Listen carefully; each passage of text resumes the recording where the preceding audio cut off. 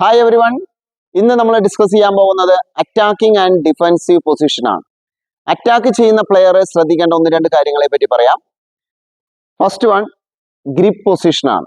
Grip നമ്മൾ short grip ആയിരിക്കണം പിടിക്കേണ്ടത് വിത്ത് ഫോർ ഹാൻഡ്. അതുപോലെ തന്നെ നമ്മുടെ ഫൂട്ട് മൂവ്മെന്റ്, നമ്മുടെ റാക്കറ്റ് ലെഗ് ആയിരിക്കണം നമ്മൾ ഗൈഡ് ആയിട്ട് ഉപയോഗിക്കേണ്ടത്, ഫോർവേഡ് ആയിട്ട് ഉപയോഗിക്കേണ്ടത് racket leg. Forehand side ആണെങ്കിൽ forehand, even in the backhand side some grip, then move with racket leg.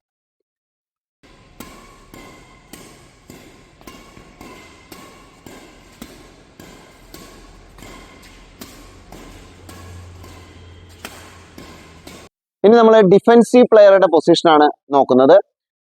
Short grip തന്നെയാണ്, അതിൻ്റെ ഒപ്പം തന്നെ തം ഗ്രിപ്പ് അല്ലെങ്കിൽ ബാക്ക് ഹാൻഡ് ഗ്രിപ്പ് പിടിക്കുക.